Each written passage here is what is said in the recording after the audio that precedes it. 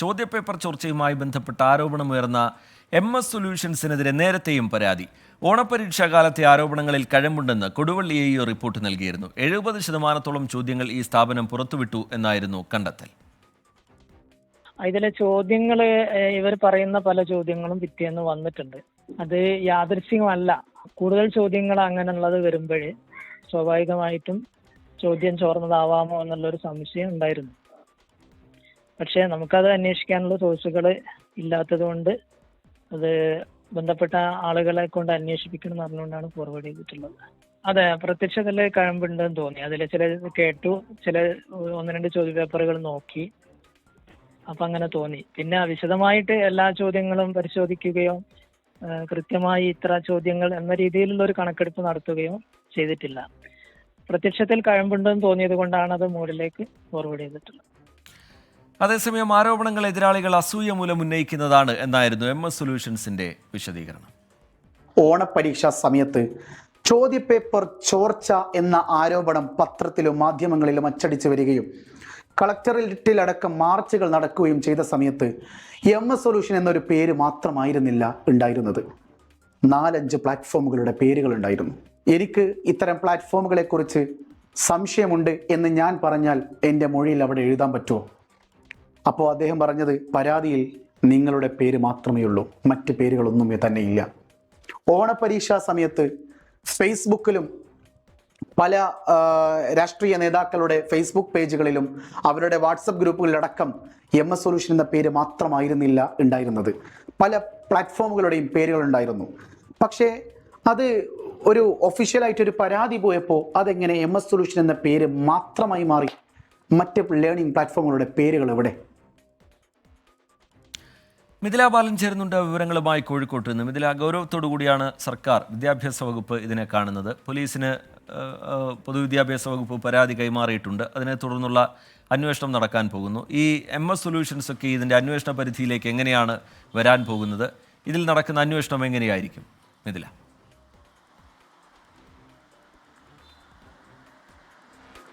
നിലവിലിപ്പോൾ വിദ്യാഭ്യാസ മന്ത്രി അന്വേഷണത്തിന് ഉത്തരവിട്ടിട്ടുണ്ട്. ആ ഉത്തരവിൻ്റെ അടിസ്ഥാനത്തിലുള്ള ഒരു അന്വേഷണം ഇപ്പോൾ പുരോഗമിച്ചുകൊണ്ടിരിക്കുന്നു.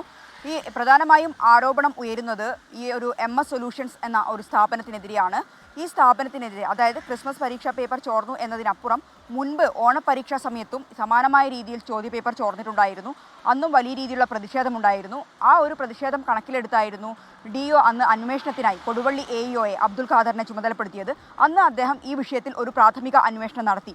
ആ ഒരു പ്രാഥമിക അന്വേഷണ റിപ്പോർട്ട് ഉന്നത വിദ്യാഭ്യാസ ഉദ്യോഗസ്ഥർക്ക് സമർപ്പിക്കുകയും ചെയ്തിട്ടുണ്ടായിരുന്നു. തുടർ നടപടി പിന്നെ എന്തുണ്ടായി എന്നത് അദ്ദേഹത്തിന് അറിയില്ല എന്നാണ് അദ്ദേഹം പറഞ്ഞത്. എന്തെങ്കിലും തരത്തിലുള്ള ഒരു നടപടി ഉണ്ടായിരുന്നെങ്കിൽ വീണ്ടും ഇത്തരം ഒരു സംഭവം ആവർത്തിക്കപ്പെടില്ലായിരുന്നു. അദ്ദേഹത്തിൻ്റെ ഒരു റിപ്പോർട്ടിലുള്ളത് ആ പരാതിയിൽ, അന്ന് ഓണപരീക്ഷാ സമയത്ത് ഉയർന്ന പരാതിയിൽ കഴമ്പുണ്ട്. ഇത്തരമൊരു സംഭവം യാദൃശ്ചികമല്ല. 70% ചോദ്യങ്ങൾ സമാനമായ രീതിയിൽ ചോർന്നു വന്നു എന്ന് തന്നെയാണ് അന്ന് കണ്ടെത്തിയിട്ടുണ്ടായിരുന്നത്.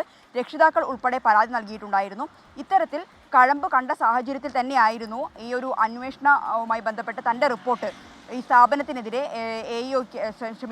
DOയ്ക്ക് സമർപ്പിച്ചിട്ടുണ്ടായിരുന്നത്. പക്ഷേ തുടർ നടപടി എന്ത് എന്ന് തനിക്കറിയില്ല എന്ന് അദ്ദേഹം പറയുന്നുണ്ട്. മറ്റൊന്ന്, ഈ സ്ഥാപനത്തിൻ്റെ ഭാഗത്ത് ഉണ്ടായ ഒരു വിശദീകരണമാണ്. ആ സ്ഥാപനത്തിൻ്റെ CEOയുടെ വാക്കുകളാണ് നമ്മളിപ്പോൾ കേട്ടത്. ആരോപണങ്ങളുമായി ബന്ധപ്പെട്ട് നിലവിൽ ഉയരുന്ന ആരോപണങ്ങളിൽ എന്തുതന്നെയായാലും നിയമ നടപടി സ്വീകരിക്കും. കഴിഞ്ഞ ദിവസമാണ് ഇതുമായി ബന്ധപ്പെട്ട ഒരു വിശദീകരണം വീഡിയോ രൂപത്തിൽ യൂട്യൂബിൽ തന്നെയാണ് അവർ പുറത്തുവിട്ടിട്ടുണ്ടായിരുന്നത്. ചില ഓൺലൈൻ പ്ലാറ്റ്ഫോമുകളാണ് ഇത്തരത്തിലുള്ള ആരോപണങ്ങൾക്ക് പിന്നിൽ. തങ്ങൾക്ക് സബ്സ്ക്രൈബേഴ്സ് കൂടുന്നത് കണ്ട് മറ്റ് ഇത്തരത്തിലുള്ള ഓൺലൈൻ ലേണിംഗ് ഇത് യൂട്യൂബ് ചാനലുകളിലൂടെ ഒക്കെ പുറത്തു വരുന്നു. പക്ഷേ ഇത് ഇവരിലേക്ക് എങ്ങനെ ഇത് ചോർന്നെത്തുന്നു എന്നുള്ളതാണല്ലോ വളരെ പ്രധാനപ്പെട്ട ഇതിൻ്റെ മറ്റൊരു ഏരിയ. അതിൽ നിലവിൽ സംശയങ്ങൾ പോകുന്നത് എങ്ങനെയാണ് ഇതിൽ?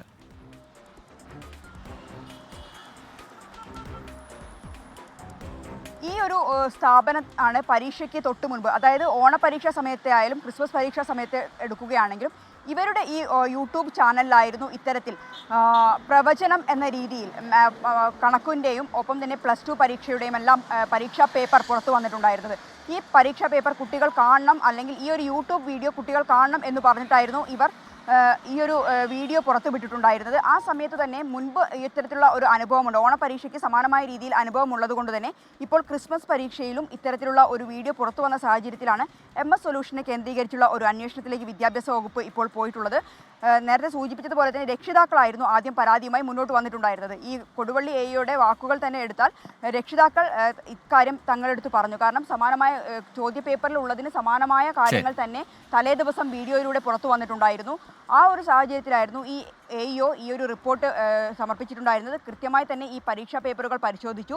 ഈ MS സൊല്യൂഷൻ പുറത്തുവിട്ട വീഡിയോ ഉൾപ്പെടെ പരിശോധിച്ചുകൊണ്ടായിരുന്നു ഇത്തരത്തിൽ റിപ്പോർട്ട് നൽകിയിട്ടുണ്ടായിരുന്നത്. പക്ഷേ ആ റിപ്പോർട്ടിൽ തുടർ നടപടി ഉണ്ടായിട്ടില്ല എന്നാണ് നമുക്കിപ്പോൾ മനസ്സിലാവുന്നത്.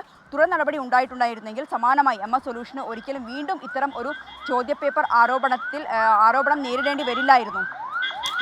ശരി, മിഥില ബാലൻ വിവരങ്ങൾ നൽകുകയായിരുന്നു. MS സൊല്യൂഷൻസിൻ്റെ ഇതുമായി ബന്ധപ്പെട്ടുള്ള പങ്ക് എന്താണ് എന്നതിലടക്കം വളരെ വിശദമായ അന്വേഷണം പോലീസ് ഇതിനോടകം തന്നെ അന്വേഷണം തുടങ്ങിക്കഴിഞ്ഞിട്ടുണ്ട്.